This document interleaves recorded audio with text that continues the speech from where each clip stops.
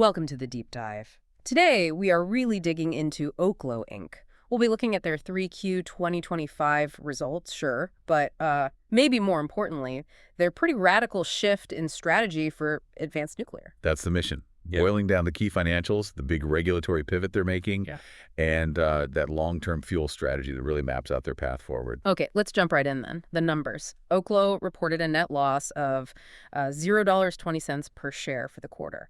Now, that loss was maybe a bit wider than some analysts expected. Right. But just looking at that number kind of misses the bigger picture, doesn't it? Their whole financial setup is pretty unique. It really is. You Yeah. have to look past just the loss per share.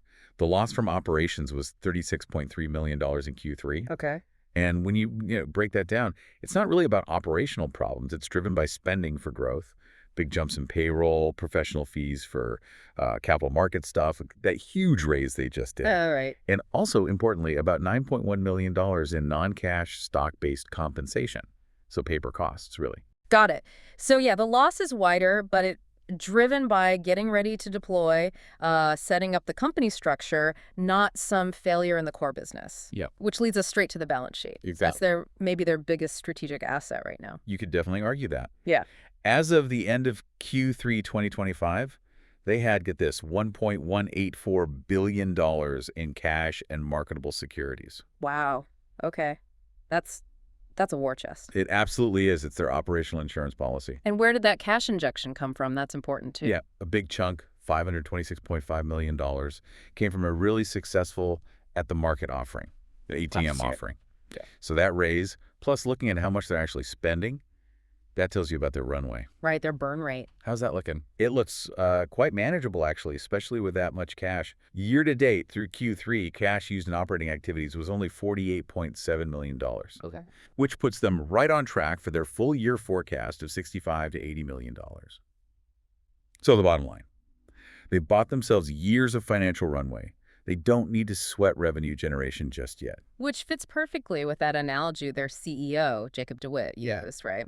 Comparing Oklo to a gold mine or a biotech, how does that analogy help us understand the loss versus the balance sheet? It's the perfect analogy, I think.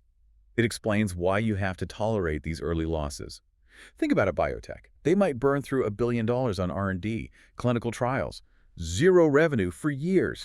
But the second they get that FDA approval, that regulatory unlock, boom, the value can skyrocket because they suddenly have this really valuable, much-needed product. And for Oklo, that product is power, undersupplied power. Exactly. So that $1.2 billion in cash, it's the buffer. It ensures they can get through their own regulatory trial, getting authorization to operate without that constant fear of running out of cash. Which is what kills a lot of these capital-heavy tech startups, right? It absolutely does. Yeah. So this cash reframes the whole financial story. It's not just sitting there, it's enabling this huge strategic pivot they're making. Okay, let's talk about that pivot. The regulatory acceleration. This seems like the biggest news. It's huge. Wow. This is where the strategy gets really aggressive, really interesting. They're leaning heavily into the Department of Energy's Reactor Pilot Program, the RPP. Right. Oklo and their subsidiary, Atomic Alchemy, they got picked for 3 of the 11 RPP projects the DOE announced. That's right. 3 out of 11. We're talking the Aurora INL Powerhouse in Idaho, the Atomic Alchemy Pilot Plant, that's for radioisotopes, and the Oklo Pluto Test Reactor. That's a pretty big slice of the pie. It is. And so what's factor here is massive. Being selected gives them access to DOE authorization. That's a totally different path than the traditional Nuclear Regulatory Commission, the NRC route. Okay, help us unpack that difference, because this seems key to how they plan to speed things up. We usually hear about the NRC process, which is known for being, well, very thorough, but also very long, decades sometimes for commercial licenses. How is the DOE path a shortcut? Well, shortcut might be too simple, but it is faster for initial operations. Yeah. The DOE authorization path uses the department's own authority. They've overseen complex nuclear stuff for ages. Think naval reactors, national lab reactors. Okay. So by operating under DOE oversight, especially on a DOE site like Idaho National Laboratory, INL, which is already vetted, They can cut down the time to actually deploying and operating the reactor significantly. How? What do they bypass? They leverage the DOE safety record and internal reviews. It means they can potentially sidestep years of the very specific prescriptive commercial licensing steps the NRC requires, at least for that initial operating phase. So it's a faster route to getting operational experience, proving the tech works, but maybe not immediately for selling power commercially on a wide scale. That's a good way to put it. And they're using this for their main project, the Aurora INL Powerhouse. So they shifted that project specifically to prioritize DOE authorization. Exactly, to get it operating sooner.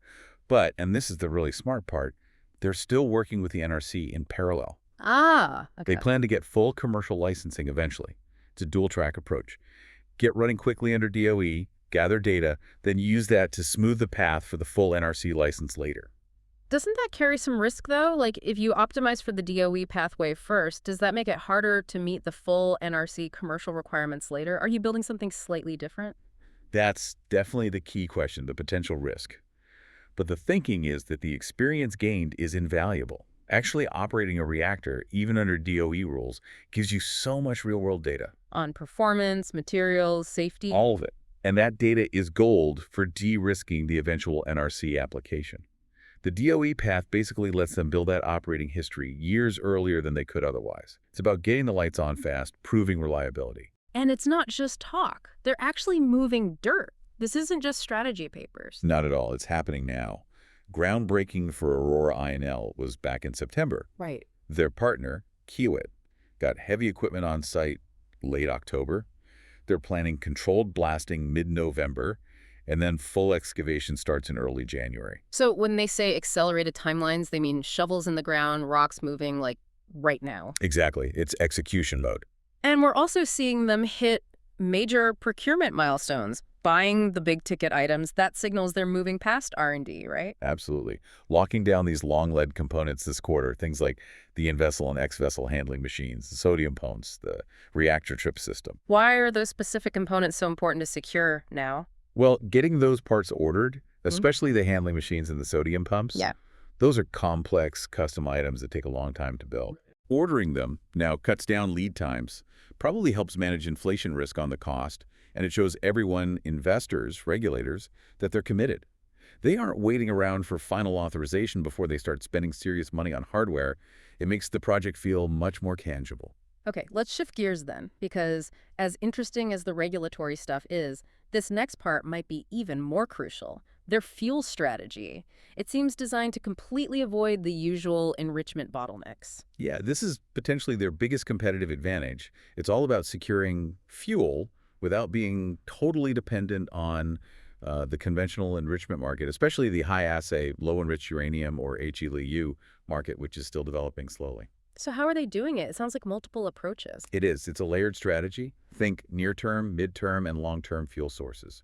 Very smart plan. Okay, near term first. They're using government materials. That's right. They've secured 5 metric tons of fuel from the old Experimental Breeder Reactor 2 to the EBR-2 program. Why is that specific fuel important? Because it's known material. Its performance is understood.